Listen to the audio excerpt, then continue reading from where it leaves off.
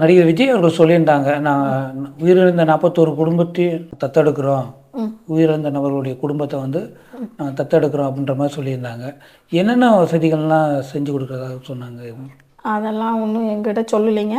மாதம் 5000 பணம் வந்து அது 31ஆந்தேதி சாயந்தரமே வந்துருச்சு. மற்றபடி இன்சூரன்ஸ் இது 2 தாங்க எங்களுக்கு.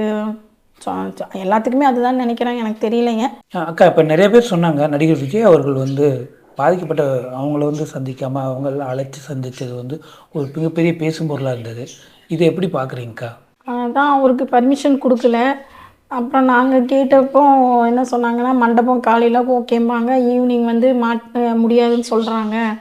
உங்களுக்கு கொடுத்துட்டா திருப்பி எங்களால் எங்கள் மண்டபம் நடத்த முடியாது, அந்த மாதிரி எல்லாம் பேசிக்கிட்டாங்க. எங்களுக்கு அதெல்லாம் என்னன்னு தெரியல. ஒரு நாள் இங்கே வர முடியல. எங்களை 41 குடும்பத்தையும் பார்க்காம அவர் எந்த ஸ்டெப்பும் எடுத்து வைக்க மாட்டார், அதனால் நீங்கள் வந்து பார்க்கணுன்னு சொல்லி வந்து எங்கள்கிட்ட கேட்டாங்க. சரின்னு நாங்கள் போனோம். அவர் அடுத்த கட்ட நடவடிக்கை போனோம். நான் கரூர் வரக்கு தயாராக தான் இருக்கேன், எனக்கு பர்மிஷன் கொடுக்கல, அதனால் என்னால் வர முடியலம்மா, இங்கே கூட்டிகிட்டு வந்து மன்னிப்பு கேட்டாச்சு, ஆறுதல் சொல்கிறதுக்கு மன்னிச்சுக்கோங்க அப்படின்னாரு. ஃபஸ்ட்டு அதை தான் பேசினார். அது அவருக்கு பர்மிஷன் கொடுக்கல, அவர் என்ன பண்ணுவார்?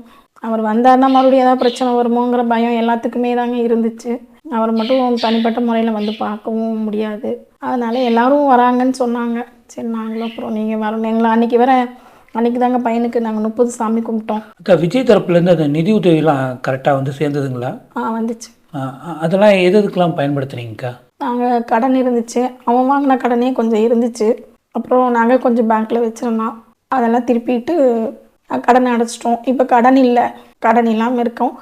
நான் வேலைக்கு போயிட்டு வீட்டு வாடகை கொடுக்கணும், சாப்பிடணும், இது மட்டும்தாங்க. மீதி கொஞ்சம் அமௌண்ட் இருந்துச்சு, அதை ஃபிக்ஸரில் போட சொன்னாங்கன்னு போட்டு வச்சுருக்கேன். பின்னாடி காலத்துக்கு எனக்கு உதவுற மாதிரி போட்டு வச்சுருக்கேன், போட சொன்னாங்க, அதனால் அதில் போட்டிருக்கேங்க.